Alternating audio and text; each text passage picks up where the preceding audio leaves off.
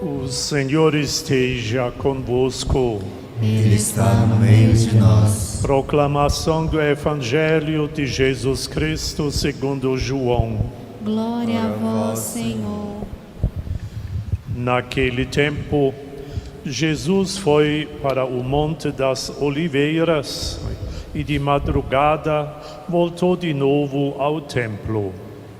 Todo o povo se reuniu em volta dele. Sentando-se, começou a ensiná-los. Entretanto, os mestres da lei e os fariseus trouxeram uma mulher surpreendida em adultério. Colocando-a no meio deles, disseram a Jesus: Mestre, esta mulher foi surpreendida em flagrante adultério. Moisés, na lei, mandou apedrejar tais mulheres.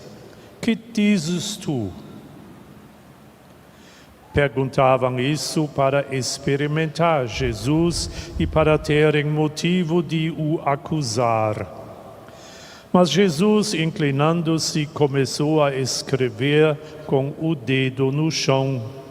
Como persistissem em interrogá-lo, Jesus ergueu-se e disse: Quem dentre vós não tiver pecado, seja o primeiro a atirar-lhe uma pedra.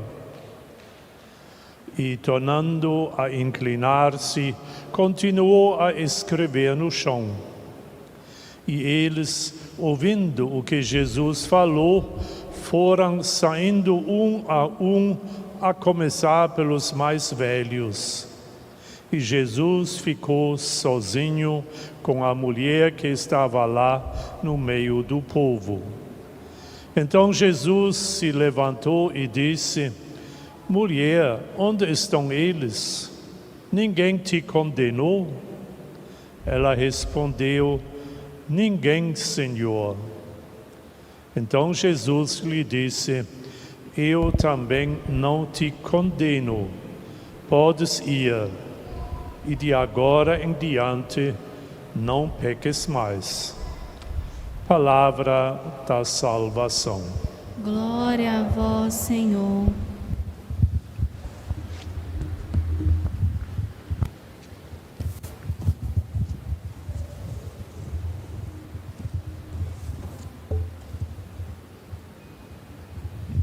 Meus prezados irmãos e irmãs, quando alguém comete um crime, seja grave ou leve, então se ouve dizer ele entrou em conflito com a lei. A lei determina também o tamanho da pena.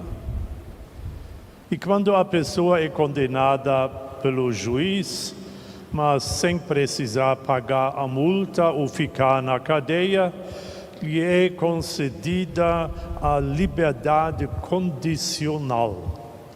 Quer dizer, a multa que lhe é perdoada se dentro de um prazo fixo não se envolver de novo em conflito com a lei cometendo outro crime. Assim, me parece, também é a nossa lei. E também na época de Jesus, os judeus tinham as suas leis que regulamentavam a vida social e vida religiosa. Era a lei de Moisés. Esta lei devia regulamentar a vida em Israel, a fim de que os judeus vivessem como convinha a escolha por Deus. E os outros povos deviam, olhando a vida deste povo de Deus, reconhecer: este é realmente o povo que pertence a Deus. Isto é, o comportamento de Israel devia ser uma resposta a libertação e a escolha por Deus, uma resposta à sua benignidade e fidelidade, à sua clemência e seu amor. No decorrer do tempo, esta visão mudou e aos poucos inverteu-se causa e consequência. Quer dizer, a observação da lei não era mais a resposta ao amor de Deus, mas sim foi transformada em condição.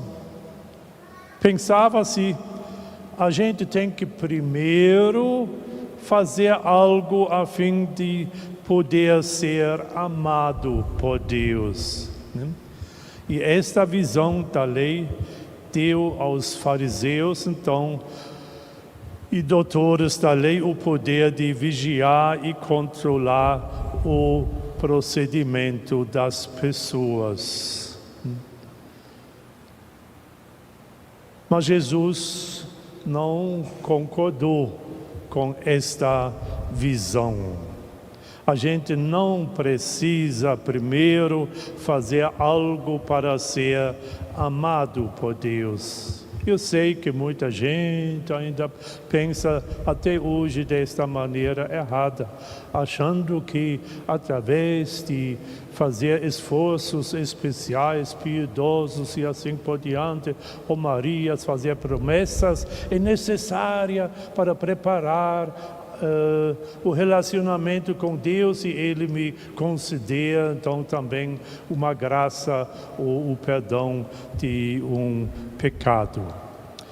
O Evangelho, então, hoje conta, como acabamos de ouvir, que Jesus, mais uma vez, estava sentado no templo ensinando o povo.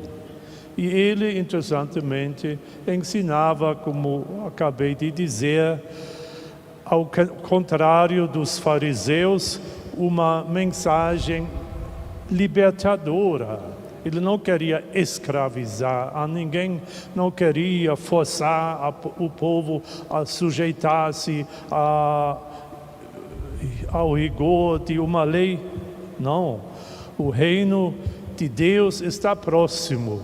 Isso não depende de nós, é presente, é determinação de Deus, resolvendo mandar seu Filho Jesus como Salvador e iniciando então a formação do reino de Deus. E por isso, então, por causa desta vinda de Deus, que é o presente de Deus a todos nós, a gente tem que reagir e mudar de vida de forma que corresponde também aos princípios do reino que está para começar.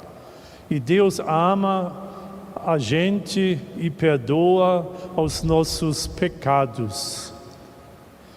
Isso Ele não faz porque nós já nos convertimos, não, nós reconhecemos que erramos, mas pelo perdão que nos concede, também então devemos reagir e converter-nos. Se você teve talvez uma prática errada, como esta mulher da qual o Evangelho fala, então esta prática errada você tem que abandonar. Isso chamamos então converter-se, voltar ao caminho que nos leva a Deus. Então Deus quer que a sua vida se torne boa, né? E por isso Ele espera e faz questão que a gente se afaste do mal, que se afaste de tudo que nos atrapalha, né?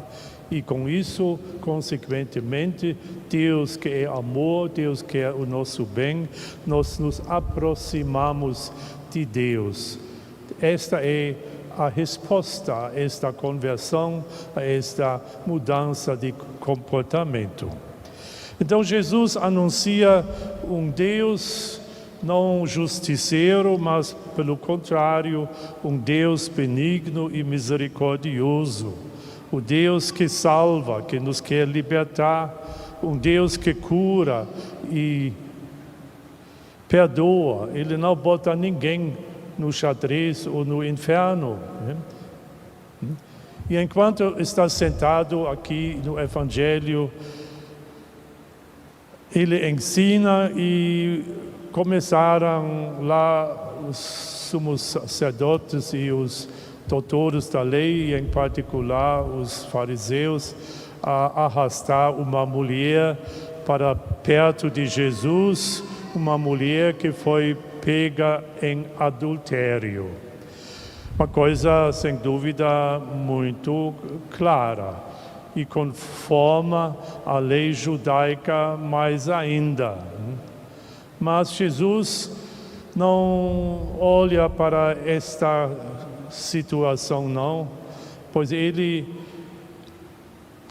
não olha apenas a mulher, mas ele também olha para si própria. Pois a mulher que entrou numa situação de vida e morte também está envolvida na atitude e no comportamento de Jesus. Ele está envolvido no caso desta mulher, através da sua doutrina que diz que não devia ser assim.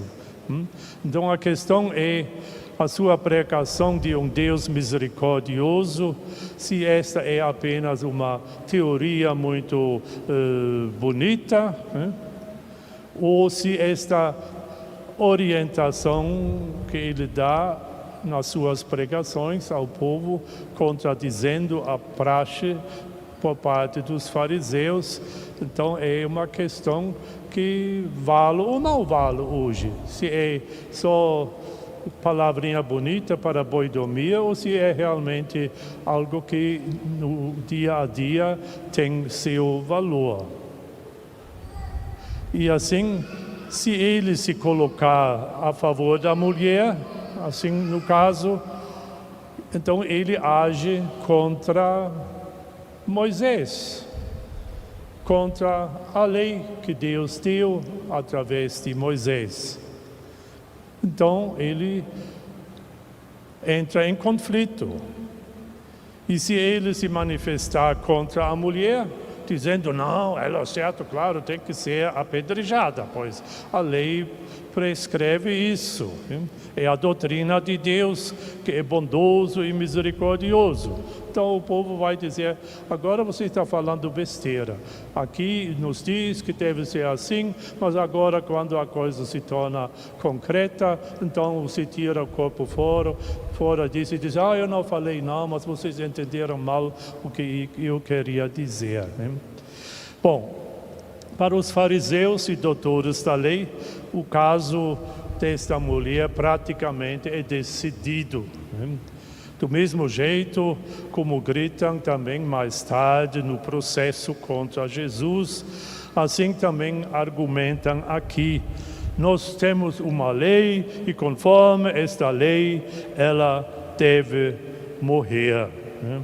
A mesma coisa que disseram também para condenar a Jesus. Nós temos uma lei e conforme a lei, ele transgrediu a ordem de Deus e aí ele tem que morrer.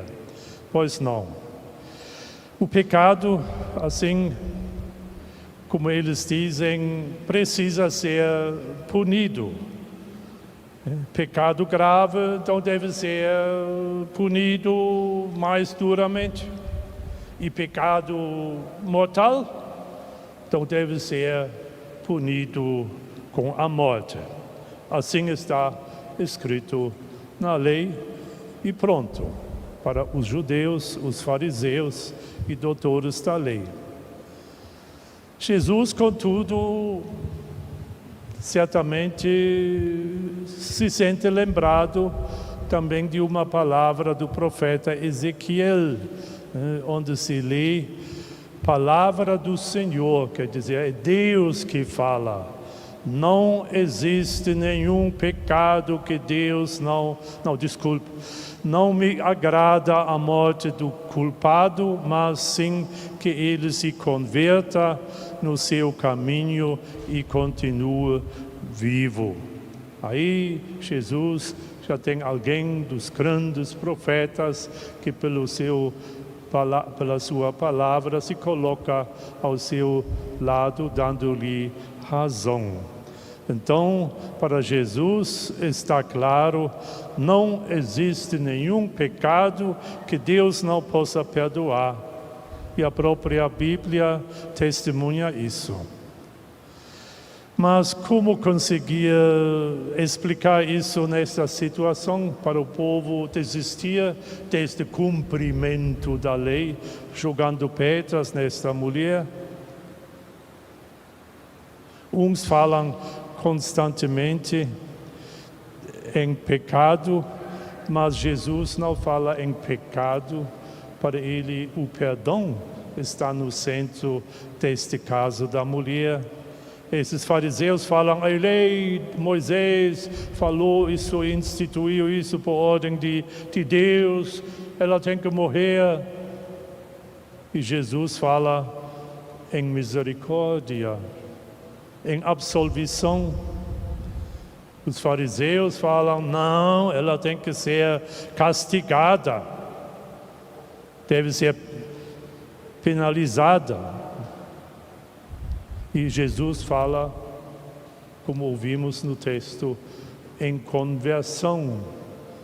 Eu não te condeno, não continue errando, fazendo o que conforme a lei devia ser punido pelo apedrejamento. E por isso Jesus nem entra em discussão com esses fariseus e muito menos qual dos pecados deve ser punido e de que forma deve ser punido. Ele responde mais ou menos o seguinte pela sua atitude: vocês não entendem a minha mensagem do bom Pai.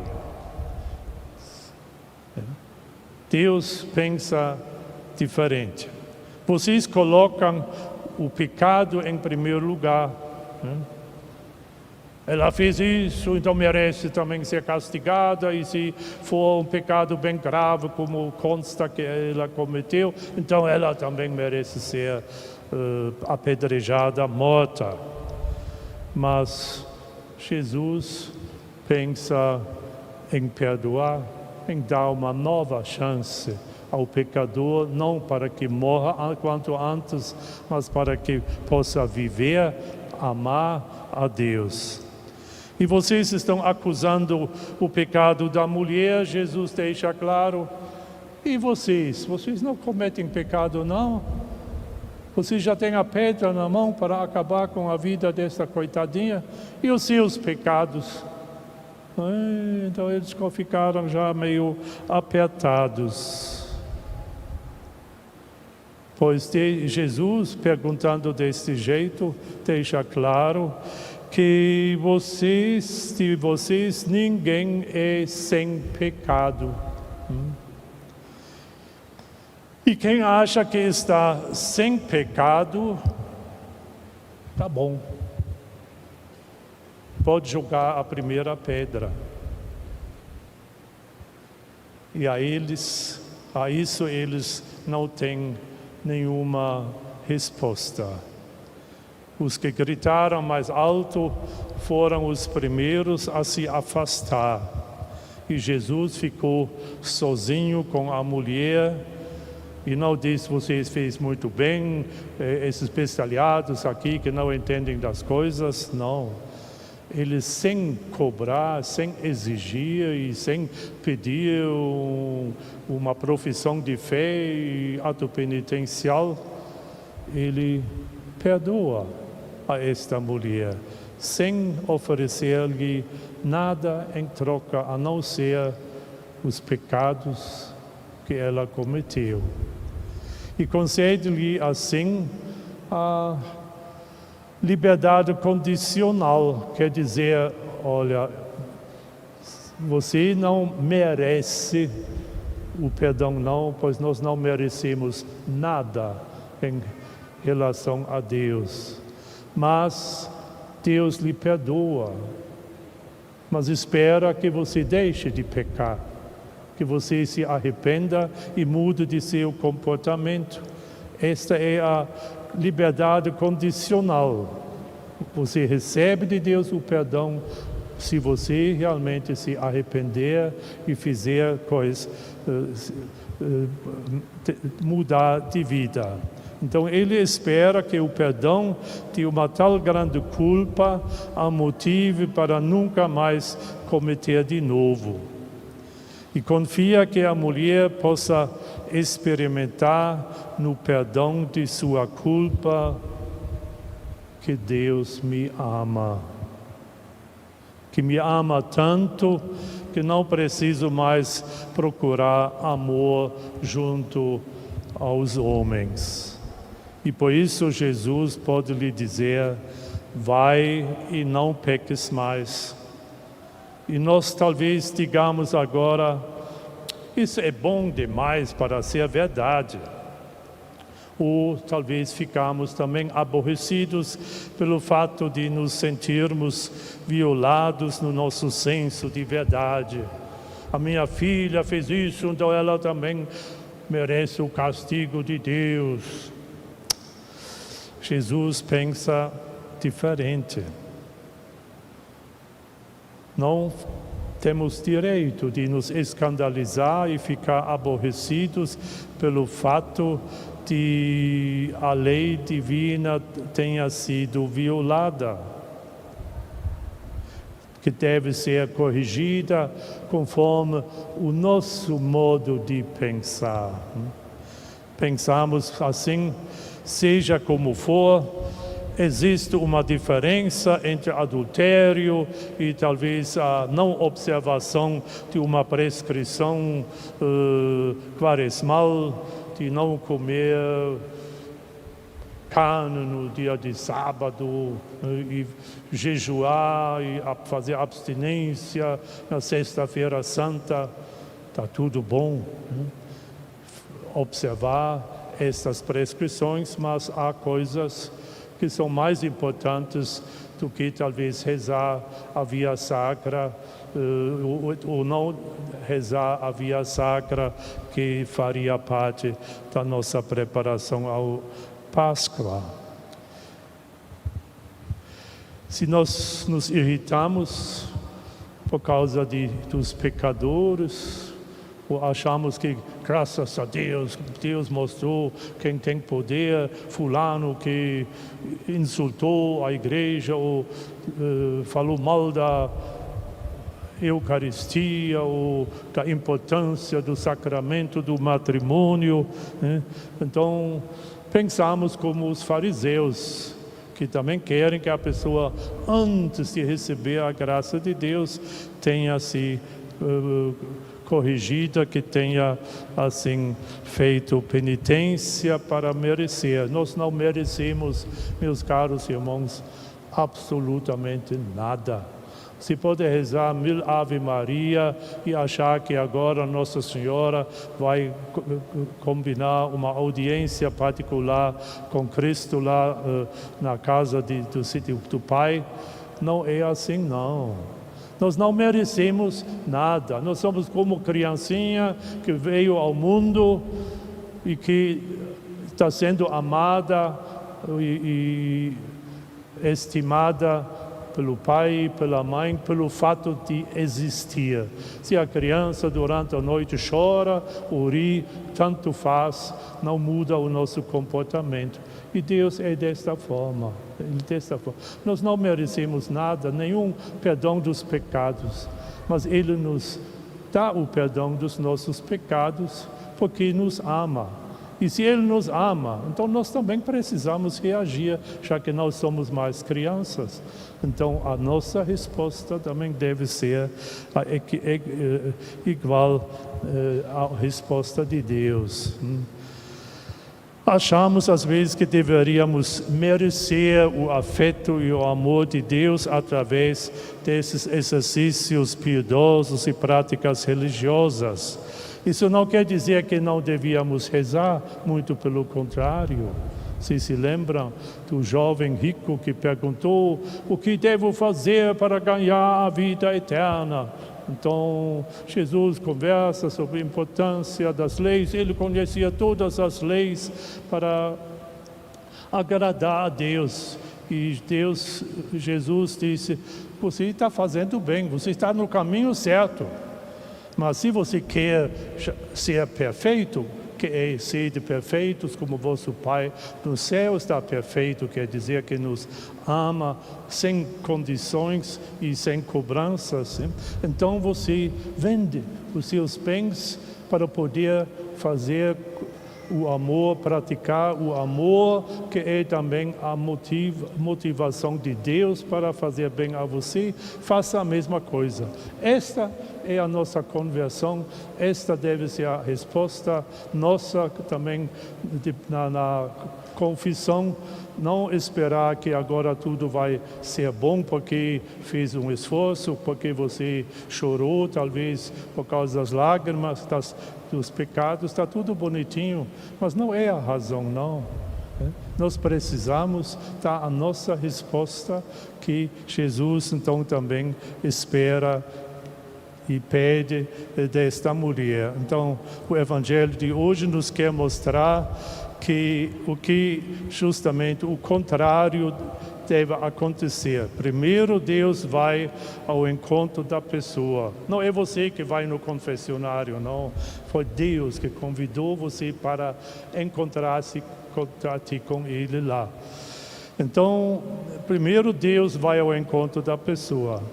Então, há tempo Ele nos aceitou, nos ama, desde que nos tornamos, pelo batismo, seus filhos adotivos.